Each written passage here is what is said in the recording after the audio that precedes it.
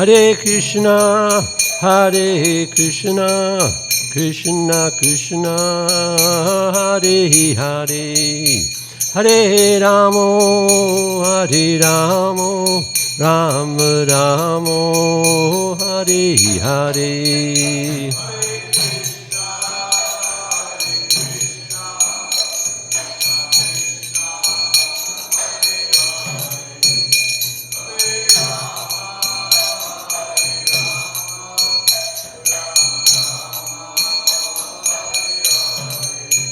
Hare Krishna, Hare Krishna, Krishna Krishna, Hare Hare, Hare Ramo, Hare Ramo, Rama Ramo, Hare Hare.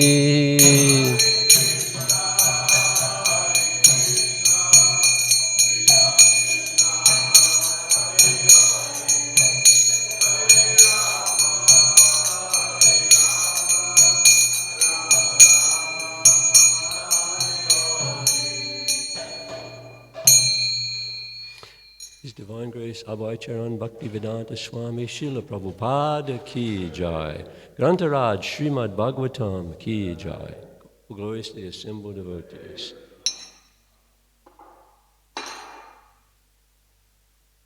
Om Namo Bhagavate Vasudevaya. Om Namo Bhagavate Vasudevaya.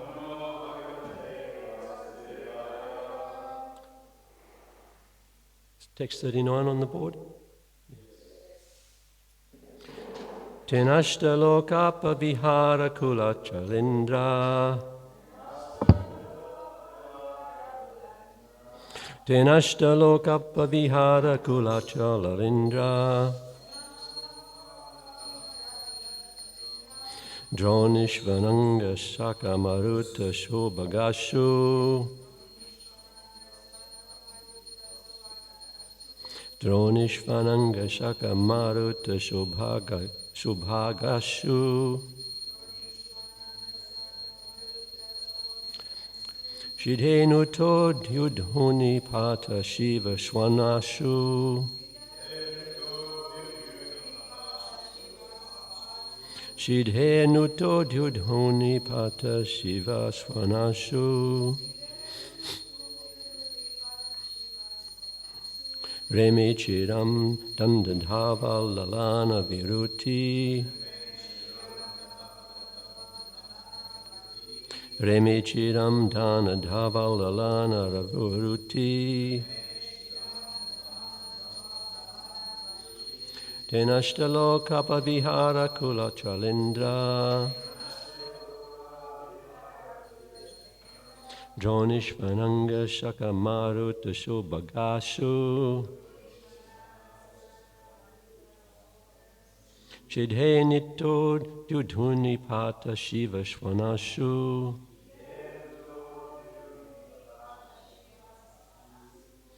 Shedhenuto dudhuni pata shiva shvanasu. Reme chiram dhanadava lalana varuti.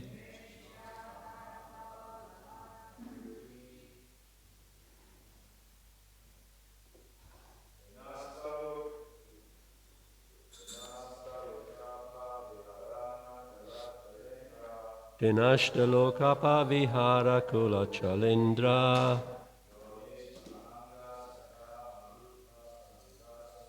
Dronishvananga shaka maruta subhagasu. Shidhenuto dudhuni pata shiva shvanasu.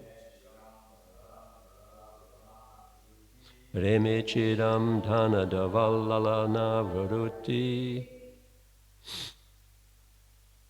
Ladies?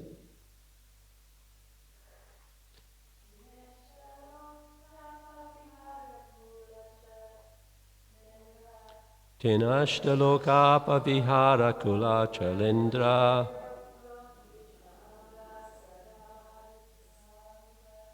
Dronishvananga shaka maruta subhagasu.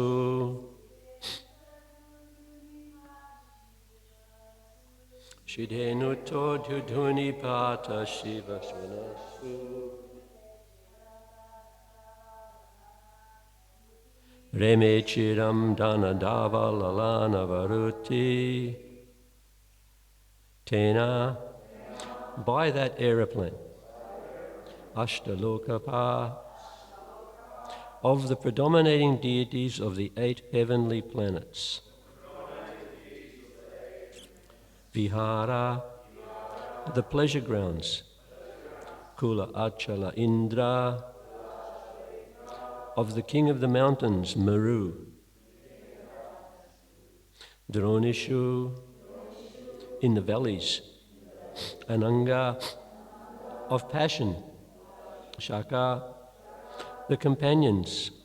Maruta, with breezes. Shobhagashu, beautiful. Shvidhe, by the siddhas. Nuta, being praised. Dudhuni, of the Ganges. Pata, of the downfall. Shiva Shvanasu, vibrating with auspicious sounds. Reme, he enjoyed. Chiram, for a long time. Danadavat, like Kuvera. Lalana, by damsels. Varuti, surrounded. Translation by Srila Prabhupada. In that aerial mansion, he travelled to the pleasure valleys of Mount Meru, which were rendered all the more beautiful by cool, gentle, fragrant breezes that stimulated passion.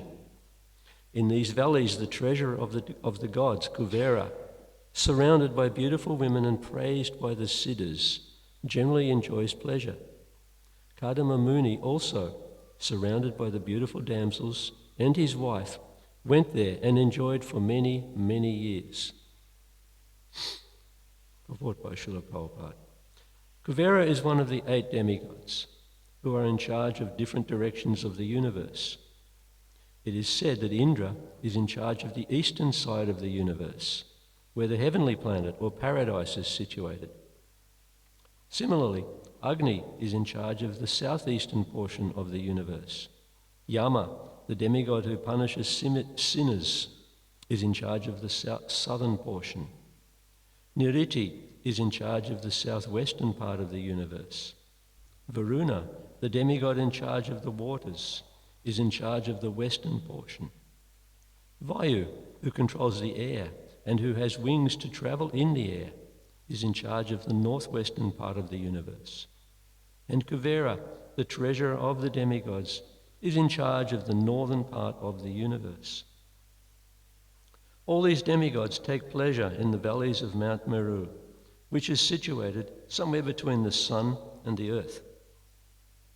In the aerial mansion, Kadama Muni travelled throughout the 8 directions controlled by the different demigods described above. And as the demigods go to Mount Meru, he also went there to enjoy life. When one is surrounded by young, beautiful girls, sex stimulation naturally becomes prominent. Kadama Muni was sexually stimulated, and he enjoyed his wife for many, many years in that part of Mount Meru. But his sex indulgence was praised by many, many siddhas, beings who have attained perfection, because it was intended to produce good progeny for the good of universal affairs. Om Gnati Mirandasya Ganananjana Shalakaya Chakshurun Militam Dina Tajmaye Shri Gurave Namaha Panchakalpatarubhyascha Kripa Sindhu Bhaivacha Patitanam Pavanebhyo Vaishnavebhyo Namo Namaha.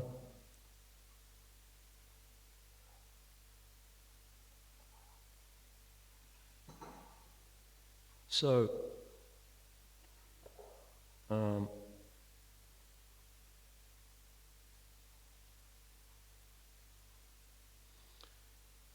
today's verse, Prabhupada's in the purport, like in the translation, it's talking about this amazing place where you go and enjoy unlimited pleasure. But then in the purport, Prabhupada goes on to talk about various demigods. He talks of higher realms of existence, higher living entities with advanced powers. In the purport, Prabhupada says, the demigods have powers beyond what we can conceive. But he reminds us that to be a demigod is a material qualification. They're certainly advanced, but it is like a very advanced material qualification. The activities of the sage, Kadama and Devahuti, are inconceivable to us. For example, it's described, Kadama could know the desires in anyone's heart. He could grant anyone's desire. He could expand himself into 9 different forms. And as we're reading, he created this aerial mansion that can travel throughout space. All 7 stories of it. He created 1,000 maidservants to look after Devahuti, which they did within a lake. Sounds pretty inconceivable to what I understand. And also Devahuti, she could go in a blink, she could go from being the pampered life of a princess to observing austerities with her husband to the point that her body became emaciated because of her extreme devotion. I mean, not many people could do that. Srila Prabhupada mentions that the powers that Kadama exhibited are beyond the demigods. He's on a higher level still. It described that they could travel anywhere they wanted to in that aerial mansion, which the demigods can't do. But despite all this heavenly enjoyment, it's described that Kadama did not lose his mastery over the self, it's described. So he never lost that understanding of I am self, the soul. For me, it's a bit hard to understand all this heavenly enjoyment. I mean, I can't conceive of how you can be enjoying like that and still be on a spiritual platform. I know if it was me, I would just be completely lost in it. But Prabhupada says there's no question of Kadama being conditioned. And he also says that they are enjoying themselves by virtue of mystic powers. So we don't quite know what that means either. How do you enjoy yourself via mystical powers? In the purport, Srila Prabhupada mentions Agni, Indra, Kuvera, Yamaraj, Vayu, and Niriti. Niriti, I've never heard of him before, but he's described as a subordinate god of death. Like having one of them's not enough. You have Yamaraj, who's the god of death, and then was mentioned Niriti. So the Vedic view that the Bhagavatam and the Vedas are giving us is that the universe is full of order. All these different controllers controlling things, like we understand, even to be able to blink, there's a demigod giving us the ability to do that. To remember stuff, there's another demigod I think that demigod's not watching what I'm doing some of the time because the ability to remember is disappearing. There's a verse in the Bhagavatam, actually in this canto, further along, it mentions, because of my supremacy, the wind blows out of fear of me. The sun shines out of fear of me. The Lord of the clouds, Indra, sends forth showers out of fear of me. Fire burns out of fear of me, and death goes about taking its toll out of fear of me.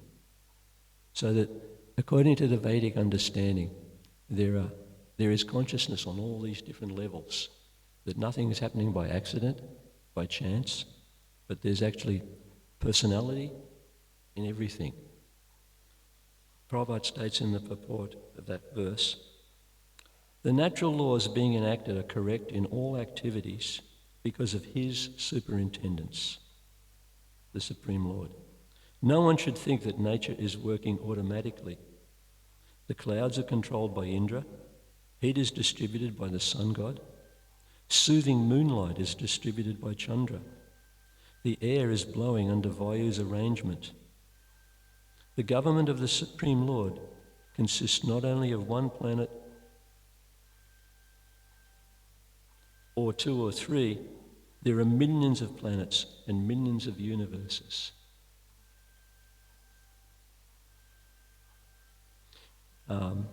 So, millions of planets, millions of universes, but the Supreme Lord is controlling all of this.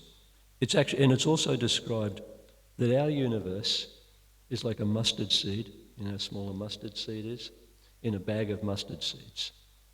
So that's how many universes there are. The Vedic literature describes the Supreme Personality of Godhead. Prabhupada puts it, he said, he has a huge government and he requires assistance, hence the demigods. The demigods are considered like his bodily limbs. Because he is in the background, everything is being performed punctually and regularly. When recently Shrudakirti was here, everyone was here when he gave class one morning. Shrudakirti was Prabhupada's servant for several years. And Shrudakirti was sort of reminiscing. He said when he was a kid, he went to a Catholic school. And he said that they studied catechism and what have you. And he said he remembers in one of the books there was a picture of God sitting on his throne, except that God didn't have a face. You remember him talking about that? That their knowledge only goes so far. So you've got this figure on a throne, but he doesn't have a face. That's as far as they understand what the Supreme looks like. But I was thinking, it sort of gives us this idea that God is located in some place. You know, like often when people talk about God, they point up at the clouds, isn't it? Like he's there. But the Vedic idea is much broader. I was thinking, like, if I was to question you about how the government works, then your next question would probably be something like, which level of government are you talking about? You know what I mean? Because we have federal government, we have state governments, and then we have local government. So there are many, many expansions of the Supreme within all the affairs that we look at within the universe. And Prabhupada has said to us that everywhere you look is Krishna. Everything is just Krishna's energy. For example, I was in the act of creation. The first form of the Lord, or in the form of Vishnu, is Karanadakshay Vishnu. Then we have Garbhodakshay Vishnu, and then Shirodakshay Vishnu. So Karanadakshay Vishnu, Prabhupada said, is this gigantic form of Vishnu. He's sleeping within the water of the causal ocean. And by his inhaling and exhaling, by his breathing, there are bubbles coming. And in each of these bubbles coming out of the pores of his skin also, universes are manifest. In each of these bubbles is a universe. After the creation of all these universes, he expands again into Garbhodakshay Vishnu. So each of the universes is half filled with water. So Garbhodakshay Vishnu, it's described, he lays down in that body of water. Anyone knows what happened next? Govardhana Vishnu. What's the next thing that happens? I know I'm well enough, I know. He's laying there. A lotus flower grows out of his navel. And what's the deal with the lotus flower? Lord Brahma is seated on top of the lotus flower. It's described, Govardhana Vishnu is the father of Lord Brahma, and it's Lord Brahma who has created all the planets. He's like a secondary engineer. Brahma is the father of the living beings in the sense that he creates our bodies. Because Krishna also says, I am the seed-giving father of all living entities. But Brahma is creating the forms that we are dwelling within. He's the master of the demigod engineers who are engaged in this matter of perfect design and the working of the universal order. It's also described Brahma's lifespan is inconceivably long. I can never remember it. You remember it? 311 trillion, 40 billion years. But Brahma's lifespan is one breath of Mahavishnu. He breathes in and then he breathes out and then it comes in again. It's all finished. Apart from this gigantic form, on a Prabhupada comments he said, there are hundreds and thousands of these Vishnu forms.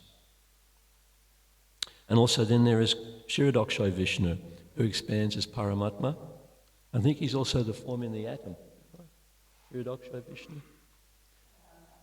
Yes. So within each living entity, good to have a scholar here, within each living entity is Kshirodakshay Vishnu. So the Supreme expands himself again and again and again into all these different forms. It's not like he's located up there somewhere and that's it. He's everywhere. But there's this really nice verse from the Brahma Samhita. It said, but apart from this gigantic form of Mahavishnu, the Brahma Samhita says, I worship Govinda, the primeval Lord, who is inaccessible to the Vedas, but obtainable by pure, unalloyed devotion of the soul. He is without a second. He is not subject to decay. He is without a beginning, whose form is endless, who is the beginning and the eternal Purusha.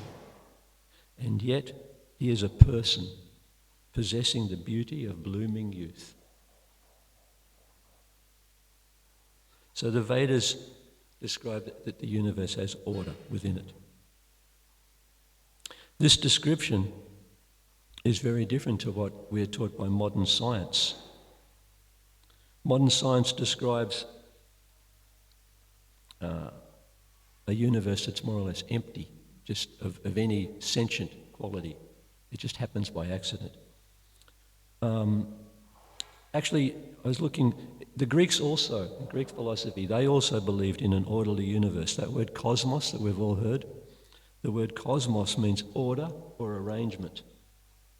It can also refer to the universe, the world, or even the people of the world. It signifies the universe as a complex, orderly system. So that's cosmos.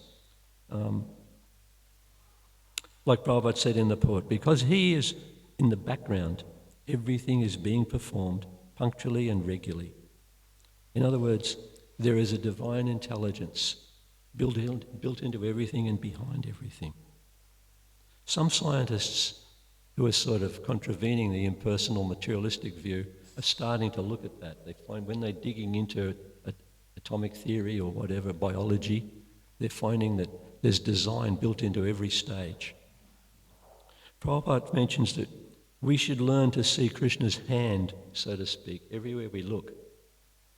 He mentions if you look up at a tree and you see like a dead twig in the tree, he said we should see the time element. And do any remember what Krishna says about the time element? Time I am. So I'm seeing that time is working, in a dead tree or something like that. It's Krishna. Time I am, he says, destroyer of the worlds. Amongst subduers, I am time. This view of creation as coming from divine consciousness is totally opposite to the view that's being taught in schools, probably what each one of us was taught at school. The prevailing view of science at the moment is that the only thing that exists in the universe is matter.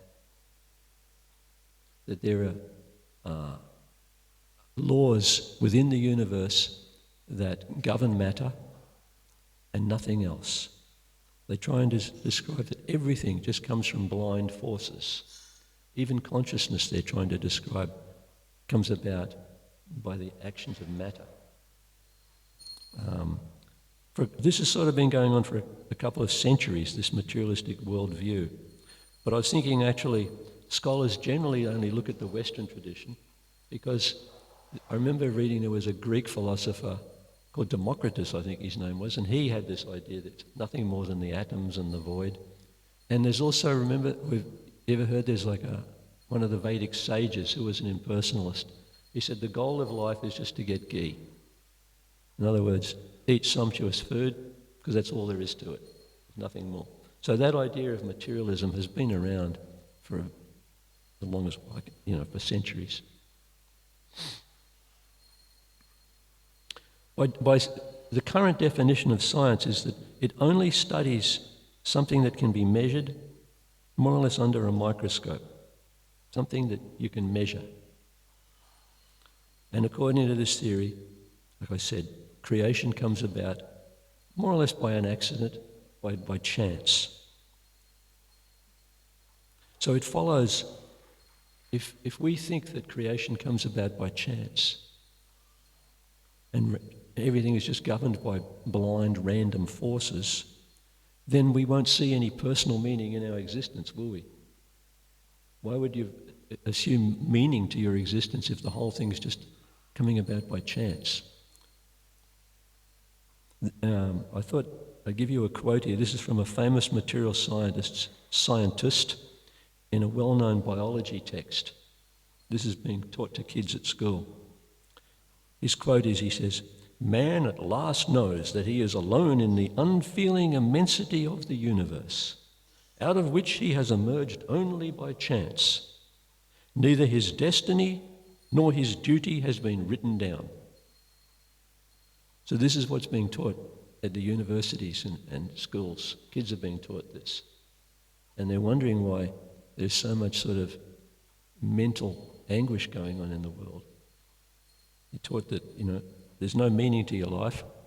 Just enjoy as best you can, and that's the end of it. Another quote I found, this is from a biologist who leads there's an institute in California called the Salk Institute. He says, "When will people wake up to the certainty that life is just a globule of chemistry and physics?" And he said, "This is generally regarded as proved beyond any doubt." This is where they start to get a bit dishonest. I don't know if you heard, Prabhupada used to use this expression, a post-dated check. We don't use checks anymore, do we? I don't think the banks don't even issue them anymore because we've all got cards and credit stuff now. Anyway, a post-dated check was that I owed you some money, but I presently don't have the money in my account. So I write the check out for what I owe you, but it's written on the check is dated into the future a little bit, so it's useless to you until you get to that date. So there are so many of these theories that they're saying, look, we've just studied all this stuff. We haven't quite figured it out yet, but we will. We will explain that it's all just based on matter. They're still the scientists are even still trying to prove that consciousness, because consciousness sort of defies this idea of matter. We experience, we feel things. How can that be, the product of just atoms bumping around? So they're trying to prove that consciousness somehow or other just arises out of your brain. And further, they go, this is where they get pretty narky. They publicly declare their determination is to exterminate any alternative to this material explanation. Like, for example, if you're working in a university and you start to talk about this idea that maybe there's divine intelligence or, what do they say, irreducible complexity built into things that can't be explained by blind forces, you're probably going to lose your job. They cannot tolerate that another point of view can even be discussed. When they I heard on the news recently, they mentioned something about people of faith. When we use that phrase, we usually mean people who are theists. Because the scientists like to think, well, they've got this faith, they believe in something, if that's good for them. But actually, everybody has faith in something. The scientists have complete faith in their theory. And anyone who disagrees with them, watch out. You agree, Padma? But there are problems with this story, that consciousness, for example, emerges from the brain. I was reading this book by Devan Rita Maharaj recently. There's an interesting story here.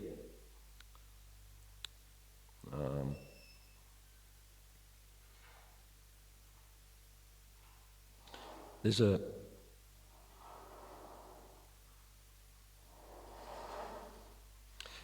a scientist, this guy called Lorber. He's investigating people with this,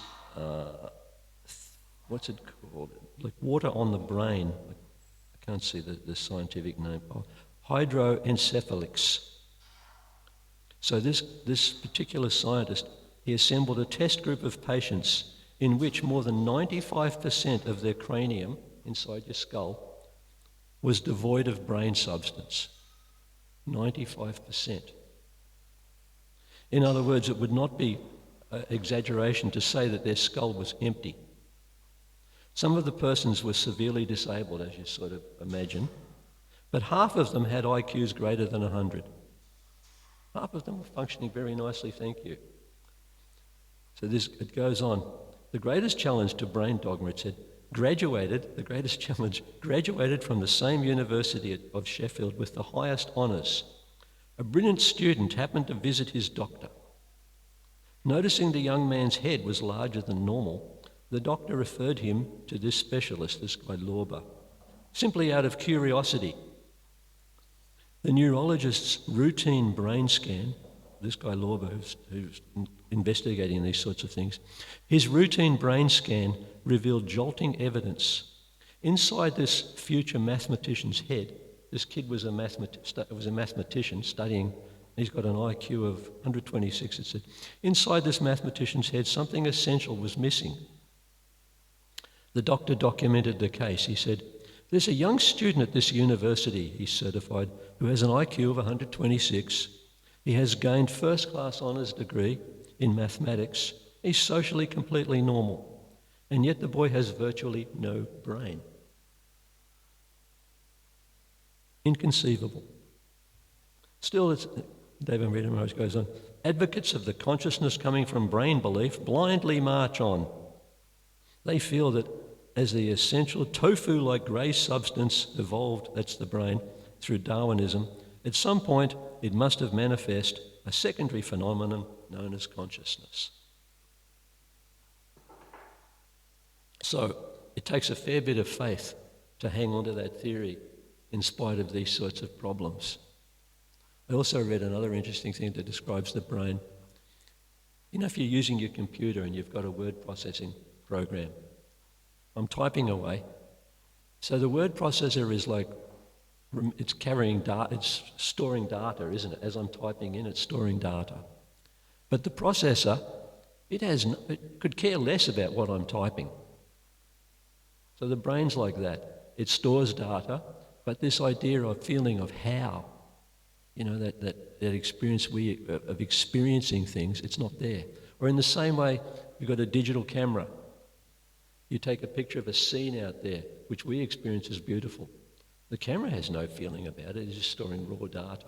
So the brain is more like that, it's described.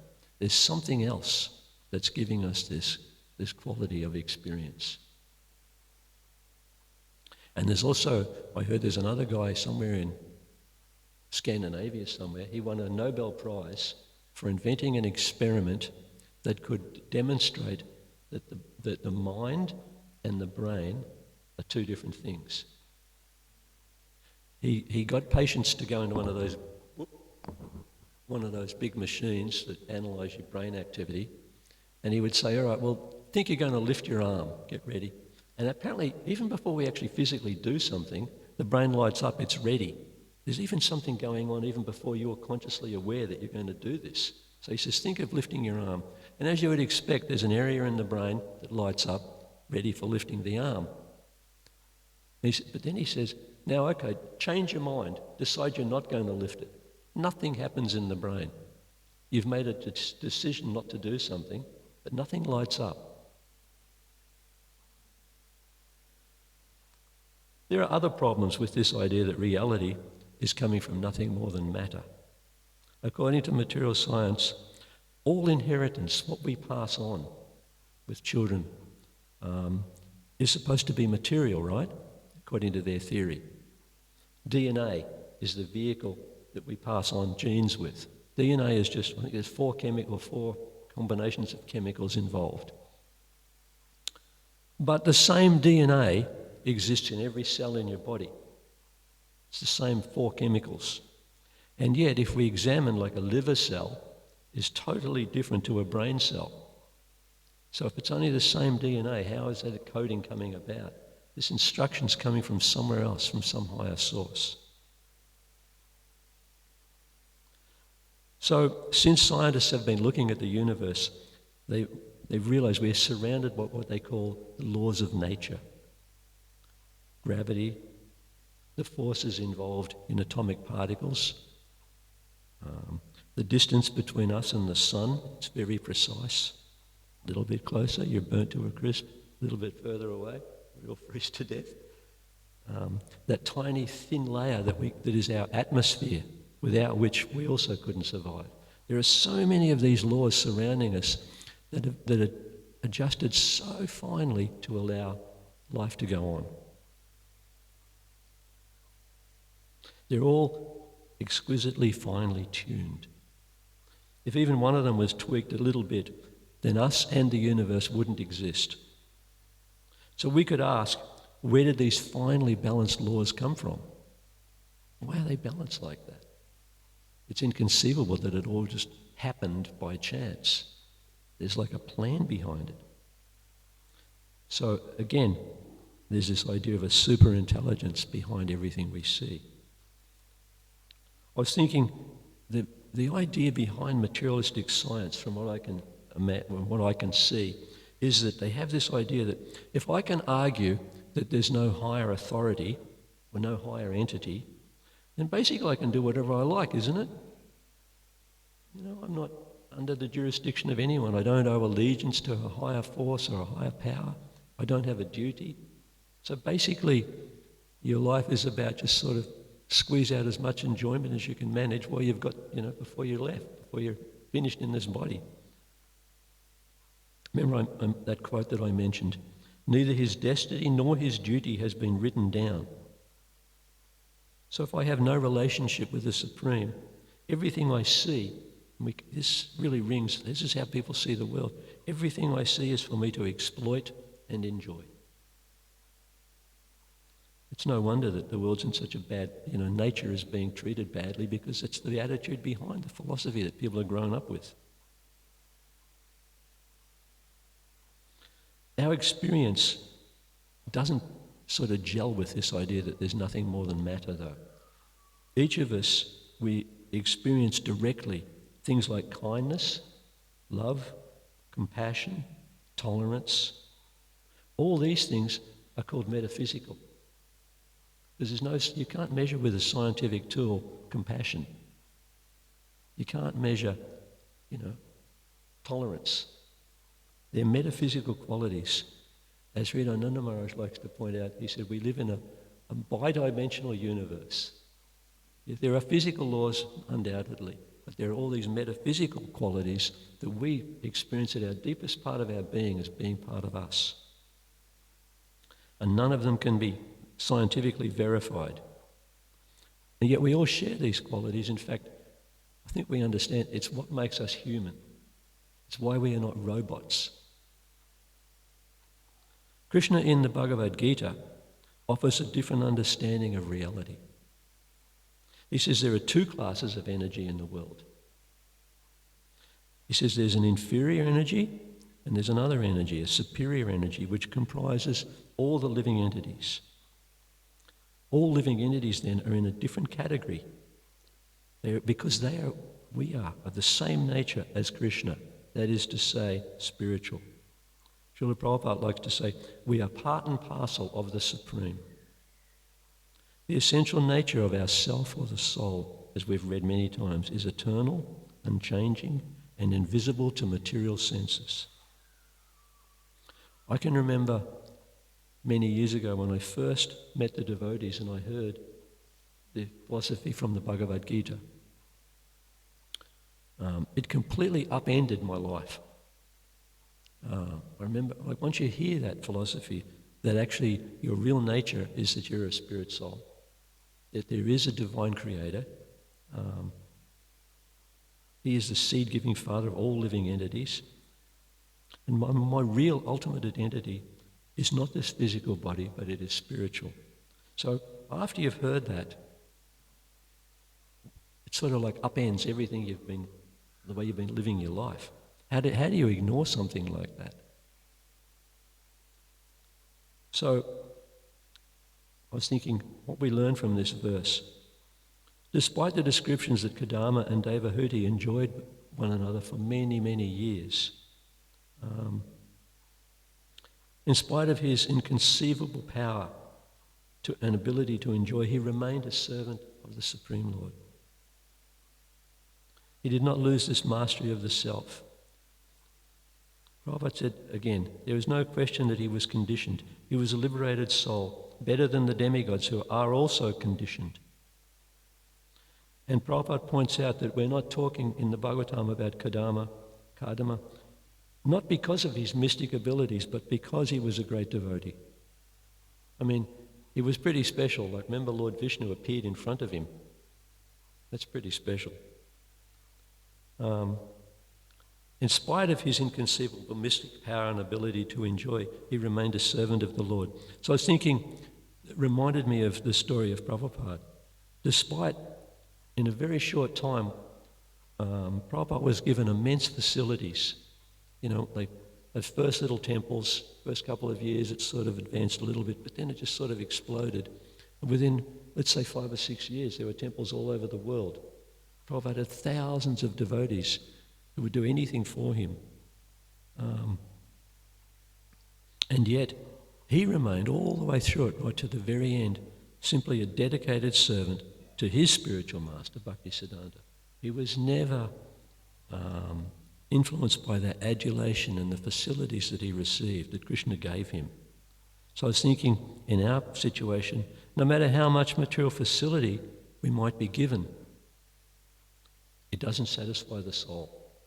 No matter what sort of fancy material things we might have around us, it doesn't satisfy, as it says in that verse that we chant every morning, it doesn't give us that taste for which we're always anxious. So we all have, because the soul is active, we all have special or individual abilities, talents, because the soul is active. We want to do things. So the spiritual perfection is not to give up these different qualities, but we learn how to use whatever we have, whatever our nature is, in the service of Krishna. Within us, we all know we have different traits. We have godly qualities like kindness, respect, humility, tolerance. And at least for me, I can assert, we also have qualities that aren't so godly. I think most of us have experienced that. But this materialistic worldview, the scientists are pushing, or most of them, there's a lot of change actually going on within the faculties of science. I heard some of the recent graduates in some of the science universities, maybe 40% of them now are open or exploring this idea of intelligence built into everything. Of irreducible complexity, they say, like things that can't come about by chance. So things are changing a little bit. But this materialistic worldview, it doesn't encourage higher qualities in people. It encourages greed, envy, because I'm jealous of what someone else has, discontent, and selfishness. This philosophy that we're all grown up with, it puts an extreme emphasis on the individual rather than some sort of collective that we feel, some responsibility towards. Prabhupada often used that expression, we can judge a thing by the result. So this philosophy of modern science has governed the way the world runs now for the last couple of centuries. So if there's their philosophy, you can say then, if it's brought us to the current state of the world, I think you could argue there's something wrong with their philosophy. That philosophy where personal interest trumps everything else and the rights of individuals are taken to extremes. We can make a good case, I think, that material laws alone can't explain what we experience. Like I said, we all share those metaphysical qualities that are part of us. But just knowing that we are not the material bodies is not sufficient. It's like a negation, isn't it? You're not this body. So then, how do we act spiritually? So Krishna says to Arjuna, he says, I will impart to you this most secret wisdom, knowing which you shall be relieved of all the miseries of material existence. And Prabhupada said this knowledge that he's talking about, this secret knowledge that's going to relieve you of the miseries of material existence, he said, it refers to pure devotional service, which consists of the 9 devotional activities that everyone here is already engaged in: hearing, chanting, remembering, serving, worshipping, praying, obeying, maintaining friendship, and finally fully surrendering. By practicing these 9 elements, our hearts can become freed of material contamination. Or, as Prabhupada points out, that extreme identification of matter, identification with matter that we experience. In the next verse, Krishna goes on to say that this knowledge, which he calls the most secret of all secrets, gives direct perception of the self by realization. You personally experience, you start to experience the nature of the self. It is everlasting. This process is described, it's everlasting, and it is joyfully performed. We can start to experience that higher nature that Krishna describes. So today is also the appearance day of Vakreshwara Pandit, who was one of the personal associates of Lord Chaitanya. So I've got a few notes here. Sri Vakreshwara Pandit was present with Sriman Mahaprabhu during his pastimes in Navadvip. And after Lord Chaitanya took sannyas, Vakreshwara Pandit also accompanied him to Jagannath Puri. During the time of the Lord's residence in Puri, he continued to live with him there. Sri Vakreshwara was an especially proficient dancer and kirtaniya, and he could dance continuously for 72 hours. That's 3 days, isn't it? You've got to have some sort of charge within you that's pretty extreme to be able to do that. I'm lucky to manage an hour. When Sri Chaitanya Mahaprabhu began his pastimes of congregational chanting of the holy name of Sri Hari in Navadvip, Sri Vakreshwara Pandit was an important singer and dancer in that assembly. It was by his mercy that Devananda Pandit was delivered from the wrath of Mahaprabhu. So the story of that is, Devananda Pandit was at one time known as the foremost lecturer on the Bhagavad. One day, Srivas Pandit came to hear his discourse, and being moved in ecstatic love by hearing the Bhagavatam, he began to cry. A few of the ignorant students of Devananda Pandit, thinking that he was creating a disturbance, removed Srivas Pandit from the assembly and left him outside. Though this was done in front of Devananda, he didn't restrain his students from this act of disregard to the devotee Bhagavad. So then it's described there are 2 types of Bhagavad. There's the book Bhagavad and the devotee Bhagavad. For this reason, Devananda Pandit became implicated in an offence to a great devotee, a Mahabhagavad. When Sri Chaitanya Mahaprabhu came to hear how his dear devotee Srivas Pandit had been disrespected, he gave many instructions concerning the Bhagavad. He told that those who read the book Bhagavad but don't offer respects to the devotee Bhagavad are simply offenders. Though they may read the Bhagavad for eons, they will never attain love of God. The devotee Bhagavad and the book Bhagavad are non-different. In order to understand the book Bhagavad, one must first sincerely serve the devotee Bhagavad. Therefore Mahaprabhu neglected Devananda and didn't bestow his mercy on him. One evening, Bhakrashara Pandit came to perform dancing and chanting at the house of one devotee from Kulia, across the bank of the Ganga from Nadia. I think Vasu mentioned the other day, Kulia is another name for Navadvip. Anyone in that class? Anyway, receiving this auspicious news, Devananda Pandit went there, and upon seeing the appearance of the symptoms of divine love in the person of Sri Vakrashara Pandit, he became charmed. Gradually a great crowd gathered at that place, and Devananda Pandit, taking a cane in his hand, kept the crowd in order so as not to obstruct the ecstatic dancing of Sri Vakrashara Pandit. In this way, Vakrashara Pandit performed chanting and dancing for 6 hours on into the night. When he finished dancing and sat down, Devananda came and offered dandavats at the lotus feet of Vakrashvara, who became pleased with his service and blessed Devananda with the words, Krishna Bhakti Hoik. May you attain love of Sri Lord Krishna. And from that day, devotion was awakened in the heart of Devananda by the mercy of Vakrashvara Pandit. Thereafter, when Mahaprabhu came to Nadia to have darshan of his mother and the Mother Ganga, he bestowed his mercy on Devananda. He said, because you have served Vakrashvara, I have noticed you. Vakrashvara is fully imbued with the Lord's transcendental energy, and whoever becomes devoted to him attains the lotus feet of Sri Krishna. His heart is the personal abode of Sri Krishna, and as Sri Krishna dances, so Vakrashvara also dances.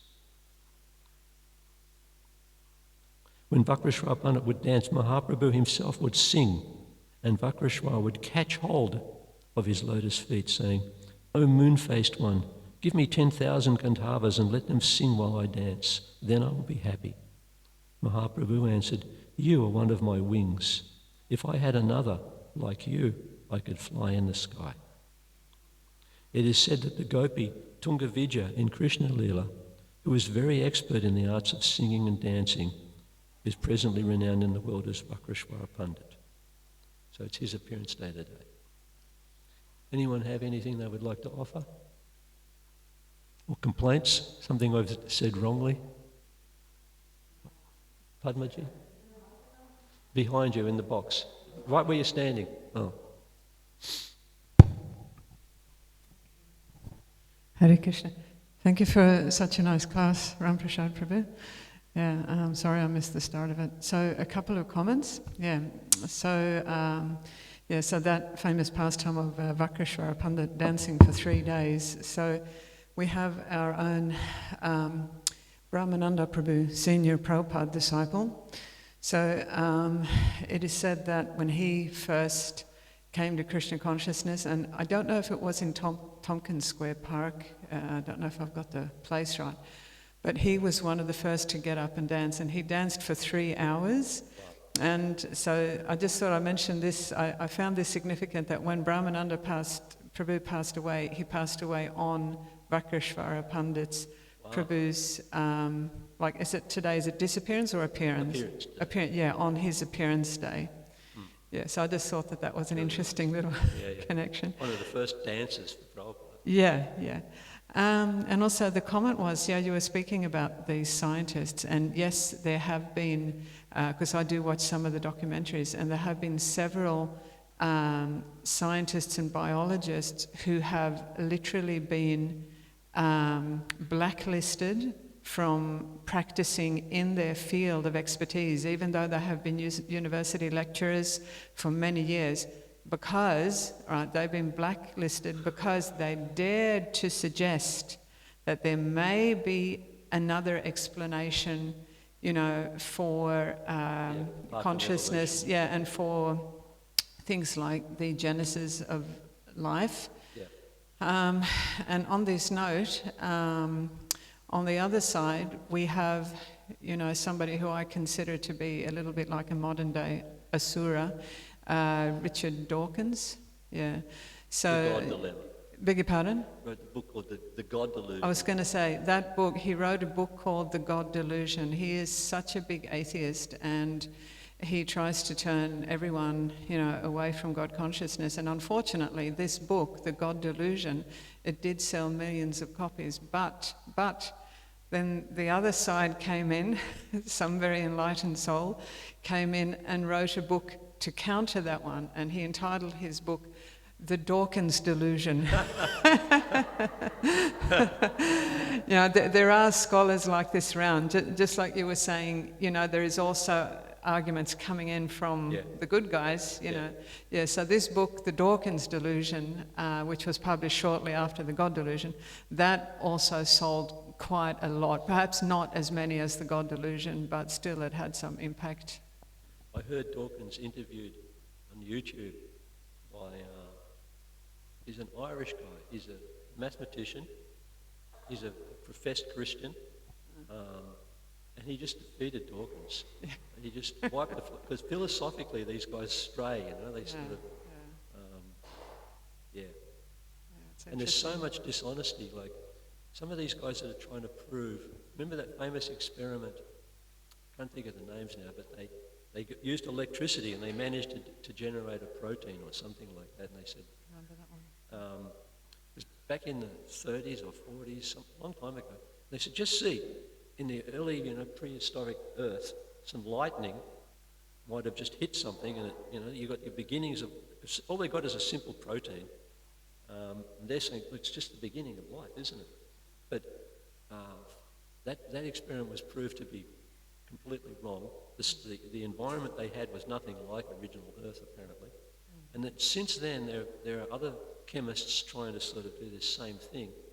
But I heard there's one famous chemist at the moment, James Tour. Recommend it. It's amazing to listen to him talk. He's a theist.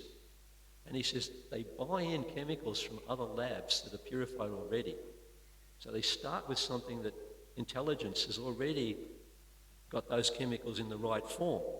And he said, and they watch them acutely. He said, for example, if you're doing an experiment in the lab with chemicals and it's Friday, you don't leave the thing run over the weekend and come back on Monday. He said, it's a bit like if you're cooking halva or something like that, isn't it? You're cooking, you've got to do the right thing at the right moment, or you end up with a bunch of burnt stuff. So even their sort of claim that over millions of years everything can be explained, he said, no, he said, not like that at all. Things have to happen at precisely the right time or it all just turns to mud. And at least, like poor old Charles Darwin 200 years ago, he thought that the inside of a cell in your body was some sort of simple chemical. He didn't understand what it was made of back then, but he said in the future they'll be able to, and they'll be able to show how it just came about, by blind chance. They call it protoplasmic something or other. But since then, as they've studied it more and more, the complexity is just mind-boggling. If I showed you a picture of what they reckon a cell looks like now, it's a bit like if you're in a plane looking down at New York at night, where you've got thousands of streets and things going on. And actually, I remember Sadaputa told me, he said, the complexity in one cell in your body would be way more complex than New York City. Hare Krishna. Thank you so much.